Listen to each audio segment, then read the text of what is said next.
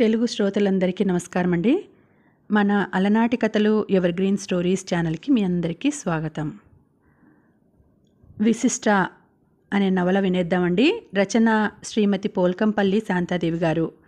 ఇక ఆలస్యం చేయకుండా మనం కథలోకి వెళ్ళిపోదాం. వీడియో చూసిన వెంటనే లైక్ చేసి షేర్ చేసి తప్పకుండా సబ్స్క్రైబ్ చేసుకోండి మన ఛానల్ని. బెల్ ఐకాన్ యాక్టివేట్ చేసుకోండి. విశిష్ట, కరుణ, సింధు, బిందు ఒక వీధి వాళ్లే కాదు, చిన్నప్పటి నుండి స్నేహితులు కూడా. నలుగురు ఒకే సబ్జెక్ట్ ఎంచుకొని ఎంఏ ఫస్ట్ ఇయర్కి వచ్చారు. యూనివర్సిటీలో చేరిన వారం 10 రోజుల తర్వాత ఒకనాటి సాయంత్రం కాలేజీ గ్రౌండ్లో చెట్ల మధ్య కూర్చొని కబుర్లలో పడ్డారు నలుగురు. సుభాషిణి మేడం చాలా బాగుంటుంది కదూ. ఆమె పాఠం చెబుతున్నా మాట్లాడుతున్నా ఏదో సంగీతం పాడుతున్నట్టుగా ఉంది. అలా ఉంటుంది నాకు. ఈ కాలేజీలో నాకు అందరికంటే బాగా నచ్చిన మనిషి సుభాషిణి మేడం అంది బిందు. ఏయ్ బుద్ధు, ఆడవాళ్లు నచ్చడమేమిటి? బిందు తొడగిల్లింది కరుణ. బాగుంటే నచ్చక ఏం చేస్తారు? ఆడవాళ్ళైతేనేం మగవాళ్ళైతేనేం? దాపరికాలెందుకు యార్? నిజంగా మీకెవరు నచ్చారో చెప్పాలి. దయచేసి ఆడవాళ్ల పేరు మాత్రం చెప్పకండి అంది సింధు. నాకు మన ఇంగ్లీష్ ప్రొఫెసర్ పృథ్వీ నచ్చాడు. మంచి హ్యాండ్సమ్ పర్సనాలిటీ, సినిమా యాక్టర్లా ఉన్నాడు. ఆయన సినిమా ఫీల్డ్లోకి వెళ్ళాలి కానీ తప్పకుండా తీసుకుంటారు అంది కరుణ. బిందు అందుకుంది. పాపం ఆయన అందం ఆయనకు తెలియనట్టుంది. నువ్వు చెప్పకూడదు. మీరు చాలా అందంగా ఉన్నారు సార్, మీరు సినిమాల్లోకి వెళ్ళాలి కానీ కళ్ళగద్దుకొని తీసుకుంటారు అని విశిష్ట అంది. కానీ ఆయన పాఠం చెబితే నాకు ఒక్క ముక్క అర్థమై చావదు. అయితే నీ మనసు పాఠం మీద కాకుండా ఆయన అందం మీద ఉంటుంది, అందుకే అర్థం కాలేదు కరుణ పొడిచినట్టుగా అంది. నేను అందాన్ని ప్రేమిస్తాను, కానీ మీలాగా బాహ్య సౌందర్యం చూసి మాత్రం కాదు. ఆత్మ సౌందర్యానికే నేను ప్రాముఖ్యతనిస్తాను. మనిషి అందంగా లేకపోయినా సరే మనసు మంచిదైతే నేను ఆత్మసమర్పణకు రెడీ. గుణసుందరి కథలో శివరావు టైప్ అయినా సరే పెళ్లాడతావన్నమాట సింధు వెక్కిరించింది. పృథ్వీసార్కి బాహ్య సౌందర్యంతో పాటు ఆత్మ సౌందర్యము ఉండొచ్చుగా కరుణ అడిగింది. నాకెందుకో ఆయన్ని చూస్తే వాసన లేని జీవం లేని వట్టి కాగితం పువ్వులా అనిపిస్తారు. అయినా మనం మాస్టర్లలో చూడాల్సింది వాళ్ళ అందచందాలు హ్యాండ్సమ్ పర్సనాలిటీలు కాదు, వాళ్ళెంత మేధావులని, ఎంత విజ్ఞానం ప్రోధి చేసుకున్నారని, వాళ్ళ శిక్షణలో మనం ఎంత పురోగమించగలమని. అయినా మీకు ఎవరెంత అందంగా ఉన్నారన్న ఆలోచన ఎందుకు? గురువంటే తండ్రితో సమానం అంటారు. ఏ కూతురైనా తండ్రిలోని యవ్వన సౌందర్యాలను చూస్తుందా? చూస్తే అంతకంటే అనైతికం ఏమైనా ఉంటుందా? చదువు కోసమని వచ్చిన మనం మాస్టార్ల అందచందాలకు మార్కులు వేస్తూ కూర్చోవడం అంటే సరస్వతీదేవి పట్ల అపచారం చేసినట్టే అవుతుంది సీరియస్గా అంది విశిష్ట. అందుకే నీ పేరు గీతోపదేశం అని పెట్టాం అంది బిందు విసుగ్గా. మంచి మాట చెబితే వినాలి, వెక్కరించకూడదు. మా పెన్ని కూతుర్ని వాళ్ళ తెలుగు లెక్చరర్ ప్రేమించి పెళ్లాడాడు. తండ్రి కూతుర్ని పెళ్లాడినట్టా అడిగింది కరుణ.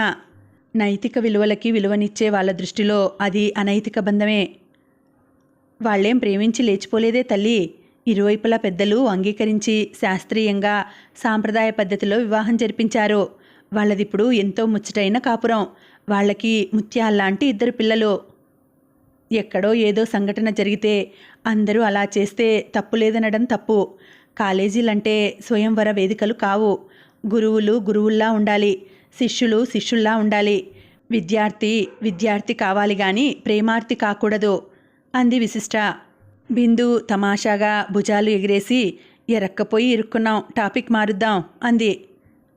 విశ్రాంతి పీరియడ్లో సుభాషిణి మేడం ఉత్తరాల కట్ట ముందు వేసుకుని ఒక్కొక్కటి శ్రద్ధగా చదువుతూ ప్రక్కన బొత్తిగా పెడుతోంది. ఆమె కలం పేరుతో కథలు నవలలు రాస్తుంటుంది. ఈ మధ్య తెలిసింది విశిష్ట వాళ్ళకి. అభిమానుల ఉత్తరాలా మేడం? కుతూహలంతో ప్రశ్నించింది విశిష్ట. కాదమ్మా, కొందరు పిచ్చివాళ్ల ఉత్తరాలు. అభిమానం ముదిరితే పిచ్చే అవుతుంది కదా మేడం బిందు అంది. అభిమానులు కాదమ్మా, యువతుల సమస్యలకు పరిష్కారం సూచించే పని ఒక పత్రిక నాకు అప్పగించింది. వాళ్ళ నుంచి వచ్చిన ఉత్తరాలివే. వీళ్ల సమస్య, దానికి నేనిచ్చే సమాధానం ఆ పత్రికలో ప్రచురింపబడతాయి. పిచ్చివాళ్ళంటున్నారు, ఏం రాశారు మేడం? సింధు కుతూహలంతో అడిగింది. వీళ్ళ పేర్లు నేను బయట పెట్టకూడదు కాబట్టి ఒక సోదరి అని చెబుతాను. ఈమె టీవీలో కనిపించే అడ్వర్టైజ్మెంట్ మోడల్. ఒకతన్ని ప్రేమించి అతన్ని తప్ప ఇంకెవరిని పెళ్లాడకూడదన్న నిర్ణయానికి వచ్చిందట. అతడి గురించి వివరాలు కావాలంటే ఎవరికి వ్రాయాలి, ఏం చేయాలి అని వ్రాసింది అంటూ మరో ఉత్తరం తీసింది. ఈ సోదరిది కూడా చిత్రమైన సమస్యే. ఈమె ఒకతన్ని ప్రేమించిందట. అతనికి భార్య పిల్లలున్నారని తెలిసినా తన ప్రేమను చంపుకోలేకపోతున్నదట. అతడికి దగ్గర కాలేక, దూరం కాలేక చిత్రవద అనుభవిస్తున్నదట. నా సమస్యకు పరిష్కారం ఏమిటి అని అడుగుతోంది. ఈ సోదరిది మరీ వింత సమస్య. ఆమెను గాఢంగా ప్రేమించే భర్త, ముద్దులొలికే 2 పిల్లలు ఉన్నారట. ఆఫీస్లో టైపిస్ట్ జాబ్ చేస్తోందట. ఆఫీస్లో అనుకోకుండా ఒకతడికి దగ్గరైందట. అతడీమెను పిచ్చిగా ఆరాధిస్తున్నాడట. ఈమె లేకపోతే తను బ్రతకలేనంటున్నాడట. భర్త నుంచి విడాకులు తీసుకోవడానికి అతడిలో ఏ దుర్గుణాలు లేవట. భర్తను వదులుకోలేక, ప్రేమికుడికి దగ్గర కాలేక సందిగ్ధంలో కొట్టుకుంటుందట. ఆమె మనస్సేమో యాంత్రికంగా తయారైన తమ సంసారానికి విసిగిపోయి అతడికి దగ్గరైతేనే బాగుండునని కోరుకుంటుందట. తను జాబ్ చేస్తోంది కాబట్టి పిల్లలను పెంచడం తమకో సమస్య కాదంటోంది. నా సమస్యకు పరిష్కారం ఏమిటి? మీరిచ్చే జవాబు మీదే నా జీవితం ఆధారపడి ఉంది అని వ్రాసింది. మీరు చెప్పండి, వాళ్ళు పిచ్చివాళ్ళు అవునా కాదా అని నవ్వుతూ అడిగింది సుభాష్ని. వయసు చిత్రమైంది, ప్రేమ చిత్రమైంది అంటాను మేడం. వయసు గుడ్డిది, ప్రేమ గుడ్డిది అంటే కరెక్టేమో అంది సింధు. ఒకరు ప్రేమ చిత్రమైంది అంటున్నారు, ఒకరు గుడ్డిదంటున్నారు. పడ్డారా ప్రేమలో ఎప్పుడైనా? దేవుడి దయ వల్ల ఇంతవరకు అటువంటి ప్రమాదం ఏమీ సంభవించలేదు విశిష్ట అంది. ఏం ప్రేమ ప్రమాదకరమైందంటావా? వీళ్ళంతా పడింది ప్రేమలోనే కదా మేడం. అది తెచ్చిపెట్టిన సమస్యలు ప్రమాదకరమైనవే కదా. కరెక్ట్, ప్రమాదకరమైన సమస్యలే. ఈ సమస్యలు వాళ్ళని మాత్రమే బాధించవు, వాళ్లకు సంబంధించిన వాళ్ళని కూడా బాధిస్తాయి. టీనేజ్ అమ్మాయిల సమస్యలైతే సానుభూతితో అర్థం చేసుకోవచ్చు. ఎందుకంటే ఎదిగి ఎదగని మనసులు వాళ్ళవి. ఏది మంచో ఏది చెడో అర్థం చేసుకునే వయసు కాదు. కానీ ఆఫీస్లో టైపిస్ట్గా జాబ్ చేస్తూ 2 పిల్లల తల్లి అయ్యి మరో మగాడికి దగ్గర కావడమే చండాలం. ఏదో అనుకోని పరిస్థితిలో అలా జరిగిందే అనుకో, ఆ సంబంధాన్ని అంతటితో త్రుంచివేసి భర్తకు పిల్లలకు అంకితం కావలసిన మాట. ఈమె వయసు కనీసం 30 ఏళ్లైనా ఉంటుంది. ఈ వయసుకి మనసుకి మంచి మెచ్యూరిటీ వస్తుంది. కానీ ఈమెకి వచ్చినట్టు లేదు. వచ్చినట్టయితే ఆ ప్రేమికుడు ఒట్టి అవకాశవాది అని, అందినంత వరకు జుర్రుకొని పలాయనం చిత్తగించే మనిషి అని గ్రహించేది. లేకపోతే వాడు భర్త 2 పిల్లలున్న ఆడదాన్ని ప్రేమించడమేమిటి? నాన్సెన్స్. ఆమె పండంటి కాపురాన్ని పాడు చేసుకొని ఆమెను తనతో ఉండమనడమే కాక ఉండకపోతే చస్తానని బెదిరించడం ఏమిటి? అతడిది ఒట్టి అవకాశవాదమని గ్రహించలేకపోతోంది. అందినంత వరకు జుర్రుకొని ఆనక పలాయనం చిత్తగించే రకం. అలాంటి వాడి పట్ల ఆమె ఆకర్షితురాలైందంటే అది ఒట్టి ఉన్మాదం, కన్ను మిన్ను కానని కామం. ఇంతసేపటికి బిందు కల్పించుకుంది. వాళ్ల మధ్య ఏర్పడిన ప్రేమను మీరు చాలా నిర్దాక్షిణ్యంగా ఖండిస్తున్నారు మేడం. భర్త పిల్లలున్న చాలామంది ఆడవాళ్ళు ఒక విధమైన యాంత్రికతతో సంసారం చేయడం మనం చూస్తూ ఉంటాం. కలిసి బతకాలి కాబట్టి పిల్లల్ని కంటారు, పెంచాలి కాబట్టి పెంచుతారు. వాళ్ళల్లో ఏ విధమైన స్పందనలు, ఉద్వేగాలు ఉండవు. ఒకరి కోసం ఒకరు జీవించడం ఉండదు. మానసికంగా ఎవరి లోకం వాళ్ళది.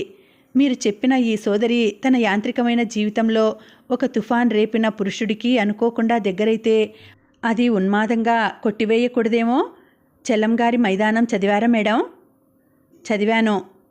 అందులోని ప్లీడర్ గారు తన క్లయింట్లు, తన ఫైళ్ళు, తన లోకంలో తనుండిపోతే ఆ యాంత్రిక బంధంతో విసిగిపోయిన అతడి భార్య తనను ప్రేమించే యువకుడితో లేచిపోయి నదీ తీరాల్లో, మైదానాల్లో స్వేచ్ఛా ప్రయాణాన్ని అనుభవిస్తుంది. ఈ కాలంలో పిల్లలెంత ఫాస్ట్! ఈ వయసుకి తమకి సెక్స్ గురించి కానీ స్వేచ్ఛ గురించి కానీ ఆలోచించే ధైర్యమే ఉండేది కాదు. సుభాష్ని లోపల ఆశ్చర్యపోయింది. అందరూ ఇల్లాళ్ళు అలా అమీనాలను ఎదుర్కొని ఆదాం ఆవుల్లాగా మైదానాలలో సంచరిస్తూ నదీ గర్భాలలో జలకాలాడుతూ గడిపితే ఈ ప్రపంచంలా ఉండదు కదమ్మా. ఈ చదువులు, ఈ ఉద్యోగాలు, ఈ విజ్ఞానం, ఈ పురోభివృద్ధి, ఈ పెనుగులాటలేవీ ఉండవు. కేవలం ఒక మన్మథ సామ్రాజ్యం మిగులుతుంది. వాళ్లకు పుట్టే పిల్లల సంగతి ఏమీ చెప్పలేదు చలంగారు. అసలు చలంగారి నాయకులకు పిల్లలు పుట్టరు. వాళ్ళకి ఆకలి దప్పులుండవు. కేవలం సెక్స్ దాహం తప్ప. చలంగారిది సుందరమైన కళ. సంస్కృతి సాంప్రదాయాలకు విలువిచ్చే మనబోటి వాళ్ళం అలాంటి కళ వినడానికి కూడా భయపడతాం. మనిషి జీవితంలో సెక్స్ ఒక భాగం కావాలి, కానీ అదే జీవిత పరమార్థం కాకూడదు. చాలామంది ఇళ్లాళ్ళు యాంత్రికమైన జీవితాలు గడుపుతున్నారన్నావు. ఎందుకని? సంసారం అంటే భార్యాభర్తలిద్దరూ కలిస్తేనే కదా. తన సంసారం ఉల్లాసపూరితంగా మార్చుకోవడానికి తన వంతు కృషిని తాను చేయొచ్చుగా. స్తబ్దంగా కార్యక్రమాలు నిర్వహించే భర్తను తట్టి అతడిలో స్పందనలు కలుగజేసి ఒక ఆనందమయ లోకాన్ని ఆవిష్కరించుకోవచ్చుగా. ఇక్కడ స్పందన కరువైందని, ఆ స్తబ్దతకంతా భర్తే కారణమని నెపం పెట్టి మరో మగాడి వెంట పడిపోతే అక్కడ మాత్రం ఈ మురిపం మూన్నాళ్ల ముచ్చటై యాంత్రిక జీవితం మొదలు కాదని ఏముంది? అప్పుడు స్పందన కలుగు చేసే మరో మగవాడిని వెతుక్కోవలసిందే కదా. అలాంటి విశృంఖల జీవితాన్ని ఏ సమాజం హర్షిస్తుంది? మగవాడికి బయట 1,00,000 వ్యవహారాలు, 1,00,000 సంబంధాలు ఉన్న ఆడదానికి మాత్రం తన పిల్లలు, తన భర్త, తన సంసారం అదే లోకం. ఆమెకు దాంపత్య జీవితాన్ని ఆనందంగా అందంగా మలుచుకోవలసిన బాధ్యత మగవాడి కంటే ఆడదానికే ఎక్కువగా ఉంటుందని నా ఉద్దేశం అంది సుభాషిణి మేడం. తను కోరుకున్నది ఏదైనా అది మంచిది కానీ చెడు కానీ తను పొందే స్వేచ్ఛ ప్రతి మనిషికి ఉండాలి మేడం.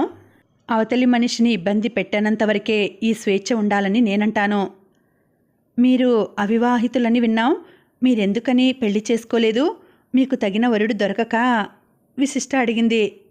నేను ఉద్యోగంలో చేరుతూనే మా నాన్నగారు పోవడం వల్ల కుటుంబ బాధ్యత పంచుకోవాల్సి వచ్చింది. ప్రస్తుతం ఆ బరువు దింపుకున్న 35 ఏళ్ళొచ్చాయి. ఇహ ఇప్పుడేం పెళ్ళి అన్న స్తబ్దత వచ్చేసింది. లేటుగా పెళ్లి చేసుకుంటే ఉండే సమస్యలెన్నో. వయసు మీరాక పిల్లలు పుట్టడం, వాళ్లను పెంచి పెద్ద చేసి ఓ ఇంటి వాళ్లను చేయకుండానే మనం పోవడం, ఎందుకొచ్చిన బాధ? ఈ జీవితం హాయిగానే ఉంది. అవును, మీరు కథలు నవలలు బాగా చదువుతారా? ఆధునిక స్త్రీ పట్ల మీకు స్పష్టమైన అభిప్రాయాలున్నట్టున్నాయి. మేం నలుగురం ప్రాణ స్నేహితులం మేడం, బాల్య స్నేహితులం కూడా.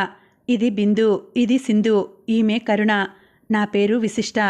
మాలో బిందుకు నవలలు చదివే అలవాటు బాగా ఉంది. అలాగే చిన్న చిన్న విషయాలకు కూడా చెలించిపోతూ ఉంటుంది. ఒకసారి ఒక్క ప్రేమలో పడింది కూడా. ఆ కథ వింటే మీరు నవ్వుతారు. ప్రపంచంలో ఇలాంటి పిచ్చివాళ్ళు కూడా ఉంటారా అని ఆశ్చర్యపోతారు. ఏయ్, ఆ కథ చెప్పావంటే తంతాను. బిందు కళ్ళురిమింది. చెప్పవా బిందు? నేనెవరికి చెప్పనుగా. బాగుంటే మాత్రం కథ వ్రాస్తాను. అది నువ్వు పర్మిషన్ ఇస్తేనే అంది సుభాష్ని నవ్వుతూ. ప్రేమ చిత్రమైంది, వయసు మరీ చిత్రమైంది అన్నది దృష్టిలో పెట్టుకొని ఆలోచిస్తే నా కథ అంతా పిచ్చిగా కనిపించదు మేడం. నా కథ ఇంకెవరో ఎందుకు చెప్పాలి, నేనే చెప్తాను అంటూ మొదలుపెట్టింది బిందు. మేమప్పుడు డిగ్రీలో చేరిన రోజులు. వచ్చిపోయే దారిలో ఒక బ్యాచులర్ ఉండేవాడు. మేము అతడి రూమ్ నుండి వెళ్ళే టైం, అతడు రూమ్కి తాళం పెట్టి బయలుదేరే టైం ఒకటిగా ఉండేది. అతడు రూమ్కి తాళం పెట్టి వచ్చి మేము నిలబడే బస్ స్టాప్లోనే నిలబడేవాడు. అతడి చేతిలో చిన్న లెదర్ బ్యాగ్ ఉండేది. అప్పుడప్పుడు ఫైల్స్ కూడా ఉండేవి. అతడు ఆఫీస్లో జాబ్ చేస్తున్నాడని అర్థమైంది. ఎప్పుడూ మా బస్సులో మాత్రం ఎక్కేవాడు కాదు. మరో బస్సు కోసం వెయిట్ చేస్తుండేవాడు. చూడ్డానికి చాలా అందంగా ఉండేవాడు. ముఖ్యంగా అతడి నడక నాకు చాలా నచ్చింది. నల్లగా నిగనిగలాడే షూస్ వేసుకుని హుందాగా నడిచేవాడు. అతడికి మాకు మాటలెప్పుడూ కలవకపోయినా రోజూ చూడ్డం వల్ల, రోజూ బస్టాప్లో కలిసి నిలబడ్డం వల్ల ఒక విధమైన సన్నిహితత్వం ఏర్పడింది. మమ్మల్ని చూడగానే అతడి ముఖంలో చిరునవ్వు కనిపించేది. అంతే, అతడెప్పుడూ మాతో మాట్లాడాలని కానీ పరిచయం పెంచుకోవాలని కానీ ప్రయత్నించలేదు. చాలా జెంటిల్మెన్లా ప్రవర్తించాడు. నాలో అనురాగం మొలకెత్తి పెరగసాగింది. నాకు తెలియకుండానే అది మహావృక్షంగా రూపుదిద్దుకుంది. అతన్ని నేనెంత గాఢంగా కోరుకుంటున్నానో నాకు ఇంట్లో పెళ్లి సంబంధాలు చూడడం మొదలుపెట్టాక కానీ తెలియలేదు. నా కోసం సంబంధాలేవి చూడొద్దని, నేను పెళ్లి చేసుకోనని చెప్పాను. అది విని గోలగోల చేశారు మా వాళ్ళు. మా ఫ్రెండ్స్తో చెప్పి వాపోయారు. నేనెవరినైనా ప్రేమిస్తున్నానేమో కనుక్కోమన్నారు. నా ఫ్రెండ్స్ నన్ను ఏకాంతంలో కూర్చోబెట్టి అడిగినప్పుడు నా మనసు విప్పకుండా ఉండలేకపోయాను. నా మనసులో అతడున్నాడని, ఇంకెవరిని భర్తగా ఊహించుకోలేనని చెప్పాను. నన్ను పిచ్చిదాన్ని చూసినట్టు చూశారు. ముక్కున వేలేసుకున్నారు. చూడటమే కానీ ఎప్పుడూ పన్నెత్తి పలుకరించని అతన్ని ప్రేమించి పెళ్ళంటూ చేసుకుంటే అతన్నేనని ప్రతిజ్ఞ పట్టడం వాళ్ళని ఆశ్చర్యంలో ముంచింది. విశిష్ట నన్ను పూర్తిగా వ్యతిరేకించింది. నీకేం మతిగాని పోలేదు కదా, అతడి వయసు చూస్తే 30 పైనే కనబడుతోంది. అతడికి ఈ పాటికి పెళ్ళయి పిల్లలు కూడా ఉంటారు. అతడు పెళ్ళైన వాడిలా కనిపించడే, భార్యా పిల్లలున్న వాడైతే ఒంటరిగా ఎందుకుంటాడు? నాలో రెపరెపలాడే ఆశ. పెళ్ళి కాకపోయినా అతడెవరో ఏమిటో పేరైనా అడగలేదు, ఊరైనా అడగలేదు. మనసేమో అతన్ని విడిచి మరలి రాకున్నది అంటూ పాట పాడుకుంటూ బ్రతుకు అంది కరుణ. అతడి గురించి తెలియకపోయినా అతడేమిటో తెలుసు. రోజు కాలేజీకి వెడుతున్నప్పుడు చూస్తున్నాం. చాలా మంచి మనిషిలా కనిపించడం లేదు అన్నాను నేను. కర్మ, బస్ స్టాపుల్లో చూసుకొని ప్రేమించడాలు, రోడ్డు మీద చూసుకొని ప్రేమించడాలు ఎప్పుడైనా కొనముట్టుతాయా? ఏమైనా అర్థం ఉందా ఈ ప్రేమకి? అతడి కులమేమిటో, మతమేమిటో? ప్రేమ పుట్టడానికి అతడు మనిషే. బయోడేటా అంతా తెలియనక్కర్లేదు.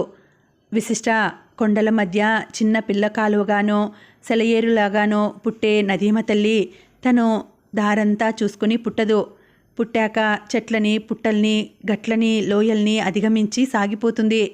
సాగరుడిలో ఐక్యం చెందుతుంది. ప్రేమంటే ఒక విచిత్రం, ఒక అనిర్వచనీయం. ఏ కులమో ఏ మతమో అన్నావు. ఏ కులమైనా అతడే నా కులం, ఏ మతమైనా అతడే నా మతం. ఫ్రెండ్స్ ముగ్గురు చప్పట్లు చరిచారు. ప్రేమ ముదిరి పాకాన పడినట్టుందే, తొండ ముదిరి ఊసిరవెళ్ళైనట్టుగా. మీరేమైనా అనండి, నేను పెళ్ళంటూ చేసుకుంటే అతన్నే చేసుకుంటాను, లేకుంటే అవివాహితగా ఉండిపోతాను.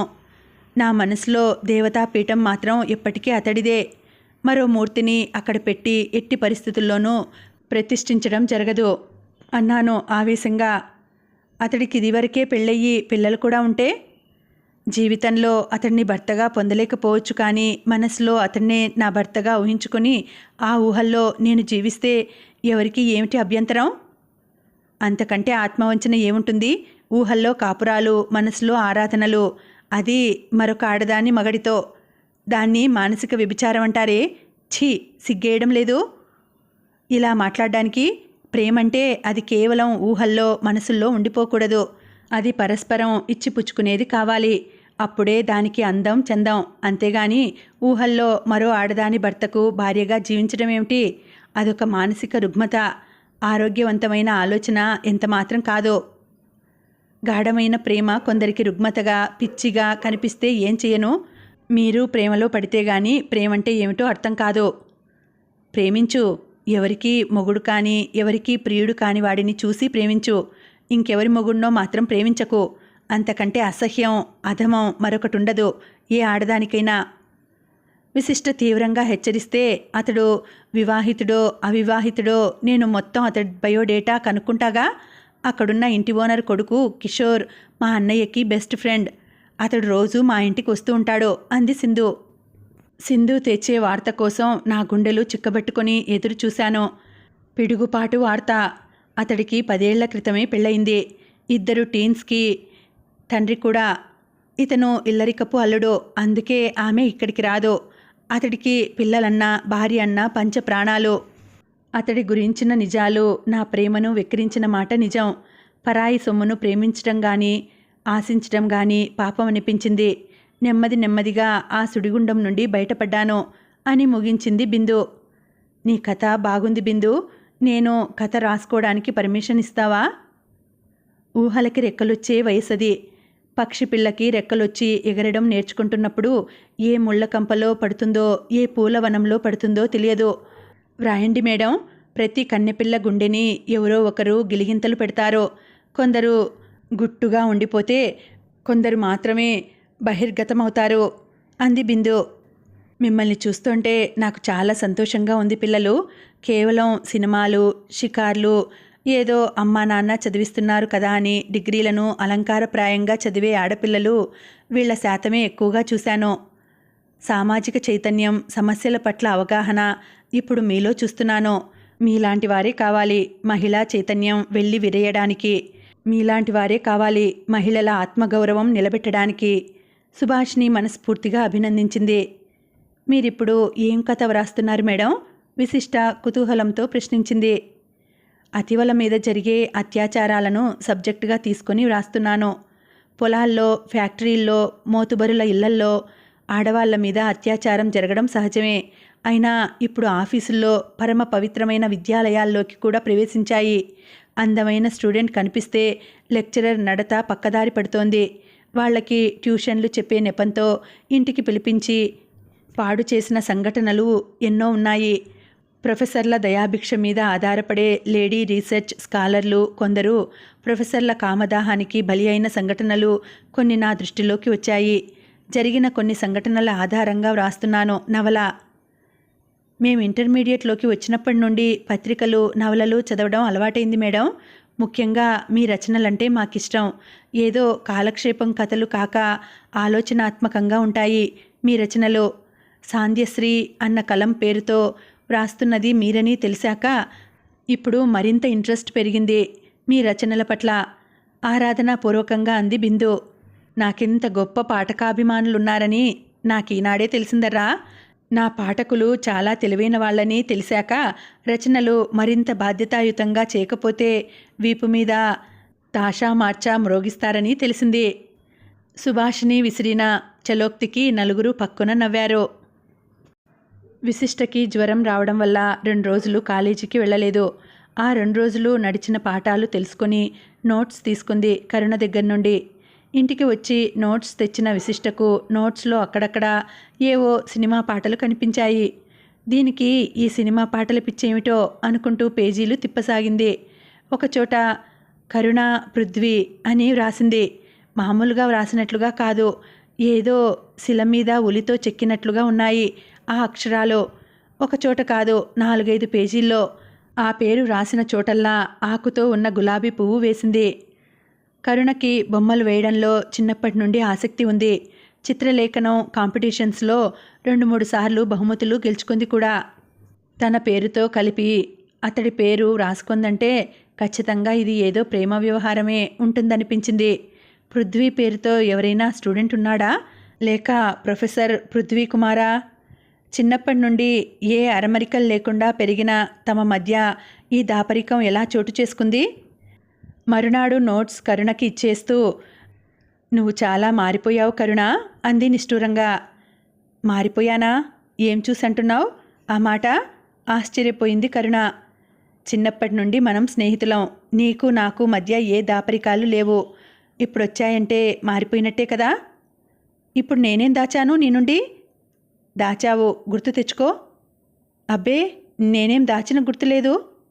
అవును, నోట్లో వేలు పెడితే కొరకలేవు గాని నీ పేరుతో కలిపి అతడి పేరు రాసుకుంటావు. అతడి పేరా? అతడెవరు? ఇంకా నటించావంటే తంతాను.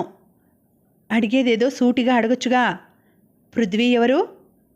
పృథ్వీ తెలియదా? పృథ్వీ కుమార్, మన ఇంగ్లీష్ ప్రొఫెసర్.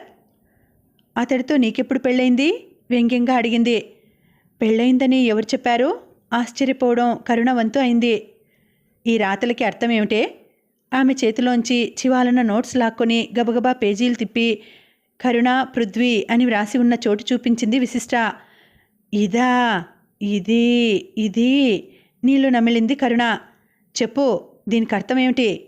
నీ పేరుకు అతడి పేరు తగిలించుకున్నావంటే అతడు నీ మగడనే కదా అర్థం. మగడే, నా మనసు వరించి వరమాల వేసినవాడు మగడు కాక ఏమవుతాడు? అందుకే వ్రాసుకున్నాను అతడి పేరు నా పేరుతో కలిపి అంది తెగించినట్టుగా. వలపు, వరమాల, కవిత్వం కూడా వచ్చేసిందే. అతడంటే నాకెంత ఇష్టమో చెప్పలేను. ఆయనకి నేనంటే ఇష్టమే అనిపిస్తోంది. నేను ఆయన వైపు చూసినప్పుడల్లా ఆయన నన్నే చూస్తూ కనిపిస్తారు. ఆ కళ్ళల్లో ఏదో మూగ భాష. ఆయనకి నేనంటే ఇష్టం లేకపోతే ఆయన నన్నెందుకు అలా చూస్తారు చెప్పు? అతడికి ఇష్టమో కాదో తరువాతి విషయం. పెళ్లి కాకుండా అతడి పేరుతో నీ పేరు కలిపి వ్రాసుకోవడమే చండాలంగా ఉంది. ఎవరైనా చూస్తే ఎంత అసహ్యంగా ఉంటుంది చెప్పు? అతడి చెయ్యి పట్టుకొని అతడి సరసన నిలబడే అదృష్టం ఉందో లేదో. కనీసం నా పేరు ప్రక్కన అతడి పేరు రాసుకొని తృప్తిపడని. మనకు చదువు చెప్పే గురువులు తండ్రితో సమానం అంటారు. తండ్రిని ప్రియునిగా ఊహించడం ఎంత నీచమో ఇది అంతే నీచం తీవ్రంగా అంది విశిష్ట. బాగుందే, 30 ఏళ్ల అందమైన బ్రహ్మచారిని ముందు నిలబెట్టి అతడిలో తండ్రిని చూడమంటే అదెలా సాధ్యం? అది అసంభవమే కాదు, అసహజం కూడా. గురువులో తండ్రిని చూసుకోకపోయినా మనం కాలేజీకి వెళ్ళేది చదువు కోసం అన్న విషయం మర్చిపోతే ఎలా? కాలేజీ అంటే స్వయంవర వేదిక అనుకున్నావా? మనవి మధ్యతరగతి కుటుంబాలు. ఆ, ఆడపిల్లకి పెళ్లి చేసి పంపించేదే కదా, పై చదువులెందుకు అన్న మూఢత్వం నుండి బయటపడి మనల్ని చదివిస్తున్నారంటే ఎందుకోసం అనుకున్నావు? వేలకి వేలు కట్నాలిచ్చి పెళ్ళిళ్ళు చేయలేమన్న నిస్పృహతో, కనీసం చదివిస్తేనన్నా వాళ్ళ కాళ్ళ మీద వాళ్ళు నిలబడతారన్న ఆశతో ఎన్నో వ్యయ ప్రయాసల కోర్చి కాలేజీకి పంపి మనల్ని చదివిస్తున్నారు. వాళ్ళ ఆశల్ని వమ్ము చేసే హక్కు మనకేముంది? అబ్బా సుత్తి, ఇంతింత పెద్ద డైలాగులు కొట్టకే. వాళ్ళకి పెళ్లి చేయలేమేమో అన్న నిస్పృహే మనల్ని పక్కదారి పట్టడానికి పురికొల్పుతుందేమోనని ఎందుకు ఆలోచించవు? సుత్తి అని నువ్వు విసుకున్నా సరే, స్నేహితురాలిగా నీకు హితవు చెప్పడం నా ధర్మం. చదువుకోవలసిన వయసులో ప్రేమ దోమ అంటూ వ్యామోహంలో పడితే ఆనక చింతించాల్సి ఉంటుంది అంది విశిష్ట. నీకిది చదువుకోవాల్సిన వయసుగా కనిపిస్తే నాకు పెళ్లి చేసుకోవాల్సిన వయసు అనిపిస్తోంది. నేనిప్పుడు మాట్లాడుతున్నది పృథ్వీ సార్ను ప్రేమించడం గురించి. అర్థం పర్థం లేని ప్రేమలెప్పుడూ ఫలించవు. అటు ప్రేమ విఫలమై ఇటు చదువు గంట కొట్టి నువ్వు రెండికి చెడిన రేవడివి అవుతావు. నీ ప్రేమకు పెద్దల మద్దతు సానుభూతి ఉండవు. గెలిచినా ఓడినా ఆ మార్గంలో నువ్వు ఏకాకివన్న విషయం మరువకు. ప్రేమ అంటే నీకు బూచిలా కనిపిస్తోందా? ఎందుకలా భయపడుతున్నావు నన్ను? ప్రేమ బూచి కాదు, కానీ ప్రేమించిన మనిషిని బట్టి బూచి అవుతుంది. నువ్వు ప్రేమించింది పృథ్వీ సార్ను. అతడి వల్ల మోసపోయిన ఆడపిల్ల కథలెన్నో నేను విన్నాను. అందమైన రూపం, ఆ రూపంతోనే నీలాంటి ఆడపిల్లలను అనుభవించి ఆనందించి వదిలించుకునే రకం. ఒకరోజు మన సుభాషిణి మేడం అంది, గుర్తుందా? అందమైన స్టూడెంట్స్ కనపడితే లెక్చరర్స్ నడత పక్కదారి పడుతోంది అనలేదు. అది ఇతడిని దృష్టిలో పెట్టుకునే అని ఉంటుందని నా నమ్మకం అంది విశిష్ట. నాకు తెలియని కథలు నీకెలా తెలిసాయే? అవి కథలు కాదు, నిజాలు. ఏమిటి నిజాలు? అతడి మీద ఆశలు పెంచుకొని అతడి మనసు గెలుచుకోలేని నిస్పృహతో ఏవో కథలు సృష్టిస్తే అవన్నీ నిజాలని నమ్మాలా? ఆయన చెడ్డవాడని నువ్వే కాదు, ఎవరు చెప్పినా నేను నమ్మను. ప్రేమ గుడ్డిదంటే ఇదే కాబోలు, కర్మ, అనుభవించు. ఆ రోజు నుండి కరుణతో మాట్లాడడం మానేసింది విశిష్ట. కరుణ కూడా వీళ్లతో కలిసి తిరగడం మానేసింది. కాలేజీకి కూడా ఒక్కతే వెడుతోంది. ఒకరోజు రత్నమాల అనే అమ్మాయి చెప్పింది, మీ కరుణ మొన్న పృథ్వీ సార్తో సినిమాకు వచ్చింది తెలుసా? మా ముందు వరుసల్లోనే కూర్చుంది. సినిమా చూడ్డానికి వచ్చిందో కబుర్లు చెప్పడానికి వచ్చిందో అన్నట్లు సినిమా జరుగుతున్నంతసేపు ఒకటే కబుర్లు నవ్వులు. ఆ విషయం నాతో ఎందుకు చెప్తున్నావు? నీకంత కడుపుబ్బరంగా ఉంటే సరాసరి వెళ్ళి వాళ్ళింట్లో చెబితే కాస్త ఉపకారం చేసిందాని అవుతావు కోపంగా అంది విశిష్ట. మీరిద్దరూ దగ్గర ఇళ్ళవాళ్ళు, చాలా క్లోజ్గా ఉంటారు కదా అని అందుకని చెప్పాను అని ఆ పిల్ల మూతి తిప్పుతూ వెళ్ళిపోయింది. కరుణ తను ఎంత సన్నిహితంగా ఉండేవాళ్లంటే తమ స్నేహం చూసి చాలామంది ఈర్ష్యపడేవాళ్ళు. సింధు, బిందు తమ స్నేహ బృందంలో వాళ్ళైనా వాళ్లతో అంత సన్నిహితంగా ఉండేది కాదు కరుణ. అలాంటిది ఇద్దరిది ఎడముఖం పెడముఖం అయిపోయింది. దీనికంతా కారణం తప్పుదారిన వెడుతున్నావని కరుణను హెచ్చరించడమే. మనిషిని దురదృష్టం వెంట తరుముతుంటే మంచి మాటలు కూడా విషతుల్యమవుతాయి. పృథ్వీ తనని పెళ్లాడతాడని అతడితో సినిమాలకి షికార్లకి తిరుగుతున్నట్టుంది. పిచ్చిమొహం. అతడి మోజు తీర్చుకున్నాక అప్పుడు తెలుస్తుంది అతడి నిజస్వరూపం. అప్పుడు చేతులు కాలిన సామెత గుర్తుకొస్తుంది అనుకుంది విశిష్ట. ఒకరోజు కరుణ చెల్లెలు వచ్చింది. మా కరుణక్క వచ్చిందా అంటూ. రాలేదే. ఇక్కడికి రానేలేదా? ఊహూ. మీ ఇంటికనే చెప్పి ప్రొద్దుననగా బయలుదేరింది. ఏదో నోట్సు రాసుకోవాలంది. ఇక్కడికి రాలేదా? ఇంకెక్కడికి వెళ్ళి ఉంటుందబ్బా? సింధు, బిందు వాళ్ళింటికి వెళ్ళిందేమో. ఆ పిల్ల సనుక్కుంటూ వెళ్ళింది. కరుణ విషయం వాళ్ళింట్లో చెబితే బాగుంటుందా అన్న ఆలోచన వచ్చిందే కానీ కరుణ పృథ్వీ సార్తో తన తిరుగుళ్ళు ఒప్పుకోకపోతే తను అనవసరంగా వాళ్ళ ముందు ఫూల్ అవుతుంది. మరునాడు కరుణ చెల్లెలు మళ్ళీ వచ్చింది. విశిష్టక్క, అమ్మ నిన్ను పిలుచుకురమ్మంది. దేనికి? ఏమో మరి. విశిష్ట వెళ్ళేసరికి కరుణ ఇంట్లోనే ఉంది. ఏమిటమ్మా ఈ గొడవ? మా నెత్తిన ఏదో పిడుగు విరుచుకుపడుతున్నట్టుగా ఉంది. విశిష్ట వెళ్ళగానే అందుకుందామే. మీ కాలేజీలో ఎవరో పృథ్వీ సారట. ఆయన్ని తప్ప ఇంకెవరిని పెళ్లాడనంటోంది నీ స్నేహితురాలు. ఎవరమ్మా అతడు? మంచివాడేనా? నాకేం తెలుసండి, మీ అమ్మాయికే బాగా తెలుసు అతడి గురించి. దాని మాటల మీద నాకు నమ్మకం కలగనందుకే నిన్ను పిలిచి అడుగుతున్నది. వాళ్ళు బాగా ఉన్నవాళ్ళట. వాళ్ళ నాన్న పెద్ద పొలిటికల్ లీడరట. ఆయనకి ఏదో మినిస్ట్రీ కూడా ఉందంది. మన బోటి మధ్యతరగతి వాళ్ళ సంబంధం చేసుకుంటారంటావా? నాకేం తెలుసని ఆ సంగతులన్నీ నన్ను అడుగుతున్నారండి. కాలేజీలో నువ్వు అతన్ని ఎరగవా? ఎరుగుదునండి. కాలేజీలో ఇంగ్లీష్ పాఠాలు చెబుతాడు కదా, ఇంగ్లీష్ ప్రొఫెసర్ అని ఎరుగుదును. ఇంకొక రకంగా కూడా ఎరుగుదును. ఇంకా పెళ్లి కాలేదని, ఒట్టి దగుల్బాజీ అని, ఆడపిల్లలను ఆకర్షించి మోజు తీర్చుకొని వదిలేసే రకమని మంటగా అంది విశిష్ట. మరి ఇది ఇలా చెబుతోంది ఏమిటి? చాలా మంచివాడని, తనంటే చాలా ఇష్టపడుతున్నాడని. ఆవిడ బుగ్గలు నొక్కుకుంది విడ్డూరంగా. అక్కడే ఉన్న కరుణ కోపంగా చూసింది. పోయి దీని సాక్ష్యమే కావాల్సి వచ్చిందా అమ్మా? కాలేజీలో పృథ్వీ సారంటే ఆడపిల్లలందరికీ క్రేజ్ తెలుసా? అతడు మనసు పడ్డది మాత్రం నా మీదే. దీనికేదో ఈర్ష్య పుట్టినట్టుంది నన్ను చూసి, అందుకే అలా చెబుతోంది అంది కరుణ. చెప్పు తీసుకొని కొడతాను ఆ మాట అన్నావంటే. నిన్ను చూసి ఈర్ష్య పడ్డం లేదే, జాలి పడుతున్నాను. ఇంత గుడ్డిగా నువ్వు అతడి వల్లో పడ్డందుకు, నువ్వు చదివిన చదువు నీకెందుకు ఉపయోగపడినందుకు బాధపడుతున్నాను విశిష్ట అరిచినట్టుగా అంది. ఇంకా ఉందండి, కథ కొనసాగుతుంది. మళ్ళీ వచ్చే వీడియోలో కలుసుకుంటాను. అంతవరకు సెలవు. నమస్తే.